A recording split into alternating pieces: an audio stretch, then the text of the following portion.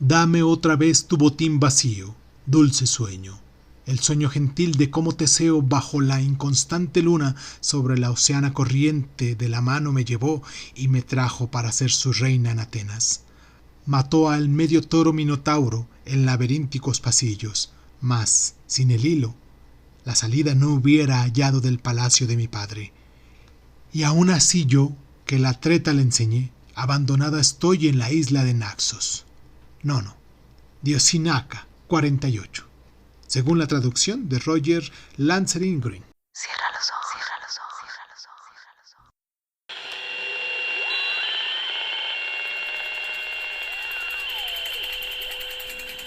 ojos. Estás escuchando Crónica Lunares, el lugar donde entra por tus oídos. Bienvenido. El niño al que Heracles había conocido ese día en Trecen, como ya dijimos, era el hijo de Egeo, rey de Atenas, que se había casado con Etra, la hija del rey Piteo. Egeo no llegó a conocer al recién nacido, pues el día de su alumbramiento tuvo que volver a Atenas a luchar contra sus 3 hermanos, con quienes se hubiera correspondido compartir el trono. Mas antes de salir de Trecen, levantó una gran roca y bajo ella ocultó una espada y un par de sandalias.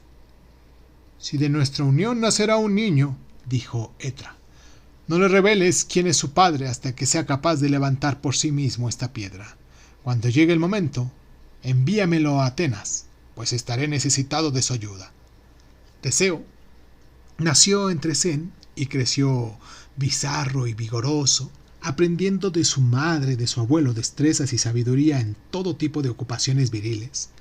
Mucho aprendió también de Heracles durante su visita, determinado como estaba, nada más de alcanzar la mocedad, a emplear su vida luchando contra monstruos y ladrones salvajes, de los que seguía habiendo en exceso por toda Grecia.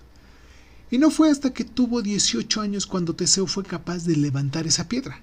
En cuanto lo hizo, y su madre le contó a su padre que era el rey de Egeo, se ciñó la espada a la cintura y las sandalias en los pies, y se dispuso a emprender ese viaje a Atenas.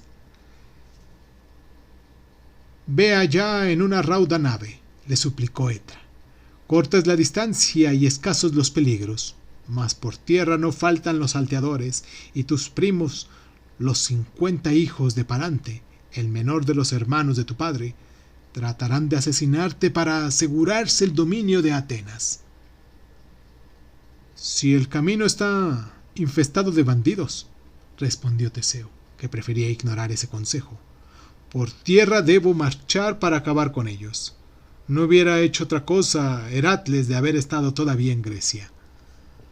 Por aquellos días a Heracles, que había matado a su amigo Ifito en un arrebato de ira, le fue impuesto como castigo ser vendido como esclavo a Omphale, una reina de Asia que le obligó a vestir ropas de mujer y a trabajar en el telar, lo que para él suponía un suplicio mucho más difícil de sobrellevar que los 12 trabajos de Euristeo.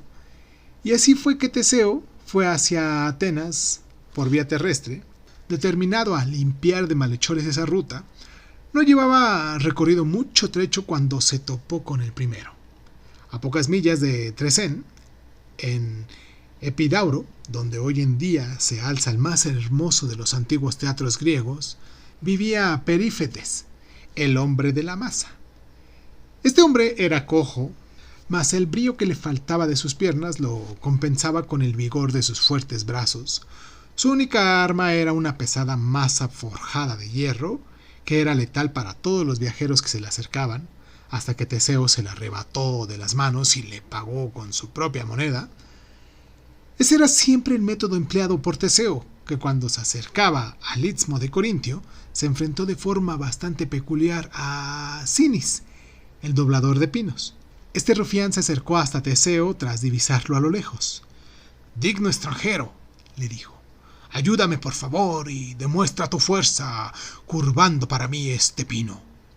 Mas Teseo sabía lo que este bribón tramaba, y cuando el pino estuvo vencido contra el suelo, fue él quien soltó de repente el árbol, con lo que Cinis salió volando por el cielo, y a continuación Teseo dobló otros 2 pinos y ató a Cinis entre ellos, de forma que cuando los dejó enredarse en el cuello del ladrón, quedó desgarrado por la mitad.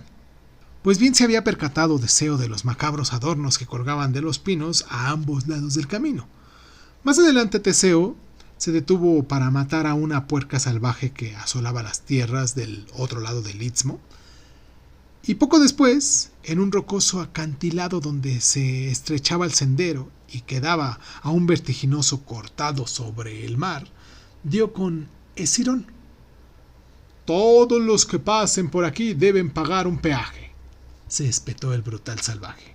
«Así que, arrodíllate, como lo han hecho antes otros mejores que tú, y lávame los pies». Teseo había sido advertido sobre este desaforado bandido, por lo que se arrodilló con gesto sumiso, apartándose lo más que pudo al borde del acantilado. «Mi tortuga está hambrienta hoy», le gritó Escirón. «Baja y dale de comer». Y mientras gritaba, lanzó una patada a Teseo con la intención de hacerla caer al abismo. Mas Teseo lo estaba esperando, por lo que, agarrando el pie de Escirón, lo lanzó por encima del hombro, diciéndole: «Ve y alimenta a tu tortuga tú mismo». Y Escirón cayó dando vueltas por el aire, y nunca se sació la tortuga con la carne de un hombre más infame. Silbando satisfecho por sus triunfos, Teseo prosiguió su marcha hacia Atenas. Ya anochecía cuando llegó a una oscura torre que se levantaba ominosa al borde del camino. «Buenas tardes, te deparen los dioses, extranjero», exclamó el dueño de este lugar, llamado Procrustes. «Debes de estar cansado tras una larga jornada bajo este sol inclemente. Entra en mi morada a descansar esta noche, te lo ruego. Todos los viajeros vienen aquí a disfrutar de mi hospitalidad y a gozar de mi maravilloso lecho». «¿Cómo? ¿No has oído nunca hablar de la cama de Procrustes? Ah, tienes mucho que aprender. Es una cama mágica que se ajusta al tamaño de cualquier extraño, ya sea grande o delgado, de poca o mucha estatura». Hay quien dice que un viejo criado, el único hombre que realmente se ajustaba a esa cama, había advertido a Teseo. Lo cierto es que cuando llegó a la hora de dormir, Teseo saltó de repente sobre su anfitrión y le dijo: «Ven acá, que voy a acomodarte yo a ti al lecho». Y lanzándolo sobre él, a pesar de sus gritos y amenazas, le cortó primero los pies y luego la cabeza que sobresalían por ambos extremos, pues no otra cosa solía hacer Procrustes con sus desafortunados huéspedes, acortándolos cuando eran demasiado altos o alargándolos a golpes si eran demasiado bajos, como si de un trozo de plomo se tratara. No hubo un viajero que sobreviviera una noche en ese espantoso catre. Así, tras haber limpiado la ruta de toda esa canalla, Teseo se plantó en Atenas, se dirigió al palacio del rey Egeo. Al principio no reveló su identidad, ni mostró la espada o las sandalias, y solo la esposa y hechicera que ahora dominaba al rey supo quién era. Egeo se había desposado con ella porque le había prometido que le haría padre de muchos hijos, jóvenes que crecerían para defenderle de los Palántidas, los 50 hijos de su hermano Palante. Mas una vez cumplida la boda, mantuvo a Egeo en un estado tal de terror que hacía todo lo que ella le ordenaba. Le previno contra el joven extranjero que afirmaba haber concluido tan magníficas hazañas para mayor gloria de Atenas, de forma que Egeo le acabó diciendo: «Joven, creeré tus palabras solo cuando me traigas el toro de Creta que devasta mis tierras de Maratón y tiene amedrentados a mis súbditos». Se trataba del mismo toro que Heracles había traído de Creta y que Euristeo había dejado escapar al Ática unos años antes. A por él se fue Teseo, lleno de confianza, y a pesar de su bravura y la fuerza desmedida del animal, lo cogió por los cuernos y lo arrastró hasta Atenas, en cuya acrópolis se le ofreció en sacrificio a Atenea. Esto era más de lo que la esposa hechicera podía soportar. Mezcló una copa de veneno mortal para el banquete de esa noche, tras advertir a Egeo de que el extranjero tenía la intención de matarle. Teseo había decidido revelarle esa noche a su padre su verdadera identidad, por lo que cuando se disponía a trinchar el mejor trozo del solomio del toro de Creta, sacó la espada dejándola en la mesa a la vista de todo el mundo mientras levantaba la copa de vino envenenado. Egeo vio la espada y la reconoció al instante. De un manotazo tiró la copa de la mano de su hijo, de modo que el veneno se derramó por el suelo, donde chisporroteó y se consumió dejando agujeros en las baldosas de piedra. La esposa hechicera huyó de Atenas y Egeo recibió a Teseo con todos los honores, declarando que sería su heredero al trono. Esto no complació a los palantidas, que reunieron a su partida de secuaces con la intención de atacar Atenas y matar al nuevo pretendiente. Mas Teseo dio armas a los atenienses, salió fuera de la ciudad, tendió una emboscada a sus enemigos y los derrotó completamente. A su vuelta de Atenas, le sorprendió encontrar a la ciudad sumida en duelo. ¿Qué significa esto? ¿Acaso no hemos vuelto para celebrar una gran victoria? Entonces Egeo le contó, con lágrimas en los ojos, que acababa de llegar los invitados de Creta con la misión de llevarse a 7 jóvenes y 7 doncellas para entregárselas al Minotauro, tal como se había acordado cuando el rey Minos había venido a reclamar venganza por la muerte de su hijo, al que el toro había matado en Maratón. «Yo me uniré también al grupo», exclamó Teseo, «para vérmelas con ese Minotauro». En vano le suplicó Egeo que no fuera tan estúpido. «Si acabo con el monstruo», replicó Teseo, «le evitaremos a la ciudad el pago de ese horrendo tributo». «Prométeme entonces», le respondió Egeo entristecido, «que si vuelves victorioso, izaréis velas blancas en vuestro barco. Mas si no es así, que las velas negras que empujan a la flor de la juventud ateniense a su perdición sean las que me indiquen que tú también has perecido». Tras prometerlo, Teseo embarcó para Creta, arribando sin contratiempos a la isla donde el cruel rey Minos tenía su trono. Las víctimas fueron acogidas cálidamente y tomaron parte en competiciones de carreras y pugilismo ante el rey y su corte. Y tras una de esas pruebas, mientras Teseo se apoyaba jadeante en el poste del ganador, la princesa Ariadna lo vio y se enamoró de él al instante. Sintiéndose muy desgraciado al pensar en el destino que aguardaba a tan apuesto mancebo, a Adriana se le ocurrió un plan y esa misma noche fue a buscar a Teseo. «Pide ser el primero en entrar en el laberinto mañana», le instruyó. «Hasta ahora nadie ha conseguido volver a salir de él con vida.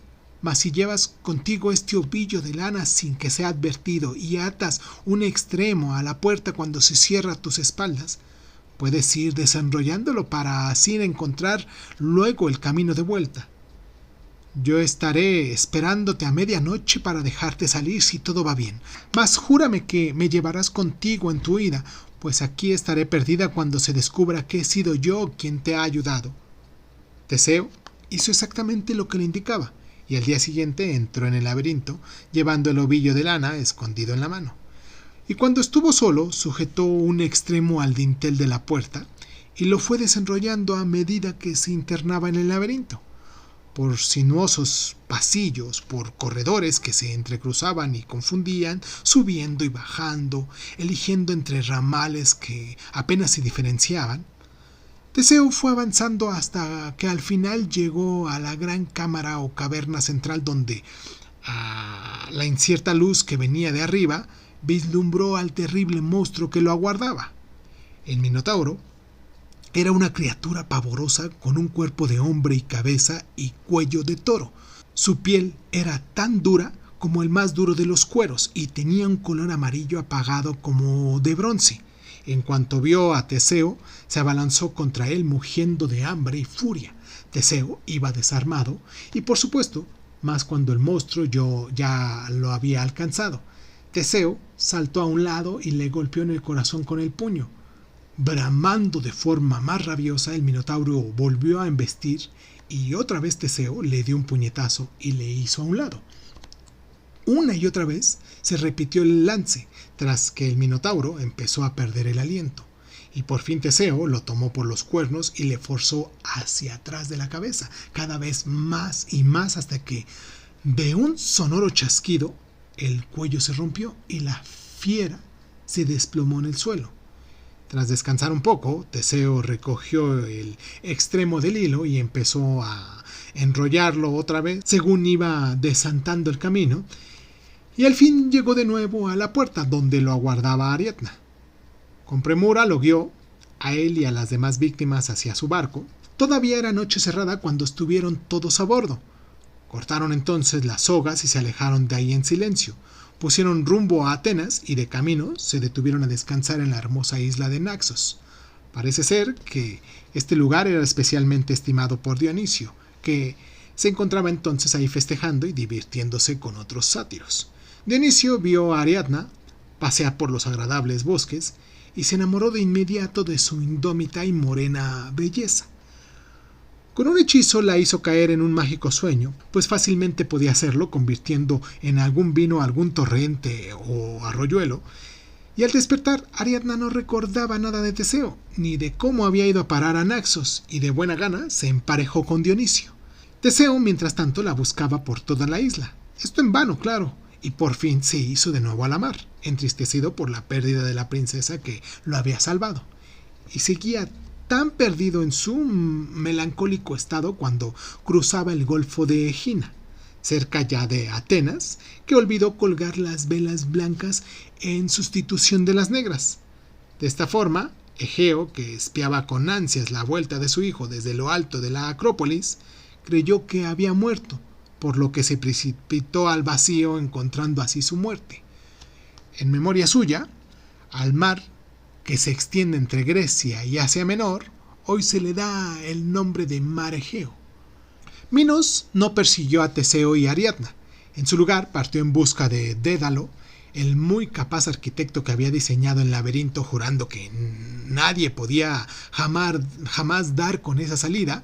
Dédalo, en cuanto supo que Teseo había escapado, huyó de Creta, pues sabía que Minos había de venir a buscarlo, y como ningún barco se atrevía a dejarle subir a bordo, Dédalo fabricó alas de plumas unidas con cera para él y para su hijo Ícaro. «No subas demasiado alto», le advirtió Dédalo, cuando echaron a volar. Pero Ícaro, entusiasmado al comprobar lo bien que funcionaban las alas, se acercó demasiado al sol, con el resultado de que la cera se derritió y él se ahogó tras caer al mar, y desde entonces se denomina Mar de Icaria. Mas Dédalo llegó a tierra sano y salvo, sin que nadie supiera decir su paradero, y no obstante Minos era muy astuto y se le ocurrió un ardid para conseguir dar con su arquitecto. Llevaba consigo una caracola y dejó correr la voz de que aquel que consiguiera enhebrar un hilo de seda a través de esa concha conseguiría una gran recompensa. Estaba seguro de que solo Dédalo sería capaz de solucionar semejante problema. Su intuición se demostró certera, pues cuando llegó a Sicilia el rey Cócalo le pidió la caracola y volvió al siguiente día con el hilo atravesando la espiral. «Dédalo está aquí», exclamó Minos, y amenazó con una venganza terrible a menos de que le fuera entregado. «Es verdad», confesó Cócalo. «Ciertamente fue él quien hizo pasar el hilo a través de la caracola. Lo ató a una pata trasera de una hormiga y la dejó que buscara la salida a través de la espiral. Te entregaré a Dédalo, mas habrás de esperar hasta mañana. Esta noche quiero que seas mi invitado y que disfrutes de mi banquete». Sin sospechar nada, Minos se avino a la invitación. Mas esa tarde, mientras descansaba en el baño, la princesa de Sicilia, que se había enamorado de Dédalo, derramó agua hirviente por la tubería que el ingenioso artesano había preparado, con lo que Minos murió escaldado. Mientras eso ocurría, Teseo se había convertido en rey de Atenas. Cuando supo de la muerte de Minos, hizo las paces con el nuevo rey de Creta, que le envió a su hermana Freda en matrimonio. Por eso, a pesar de la pérdida de Ariadna, todavía se llegó a casar con una hija de Minos. Teseo gobernó Atenas unos años y trayendo paz y prosperidad a su ciudad, y aunque no por ello dejaba de vigilar a sus primos, a los que mataba en cuanto podía si intentaban arrebatarle el trono, con el tiempo se llegó a aburrir de tan pacífica existencia y su corazón ansió correr nuevas aventuras. Por eso recibió entusiasmado el mensaje de un joven príncipe llamado Jason, en el que le rogaba que se uniera a la expedición que estaba preparando para buscar el velloncino de oro, la piel de este carnero que hacía ya muchos años Frixo y Ele habían sacado de Grecia llevándolo al otro lado del mar. Sin dudarlo, Teseo partió para Iolco, donde Jason estaba reuniendo al grupo de héroes que habrían de ayudarlo a esta empresa, y entre ellos se contaba con el mismísimo Heracles, libre por fin de su servidumbre y ansioso por vivir nuevas aventuras tras los años de esclavitud al servicio de Onfale. Vamos a dejarlo hasta aquí. En esta ocasión quiero mandarles un abrazo a todos los lugares que se toman el tiempo para escucharnos. Me gustaría que nos complementaran, que nos dieran like, que nos siguieran, que nos compartieran en sus diferentes plataformas, que nos dijeran si les gusta cómo estamos hablando aquí de esto, de la historia de mitología. Y pues nada, los voy a dejar hasta este momento. La próxima semana, recuerden que esto se está publicando cada martes. La próxima semana vamos a hablar de la búsqueda del velloncino de oro. Vale, yo soy Irving Sun, esto es Crónica Lunares y sin más ni más, nos escuchamos la próxima.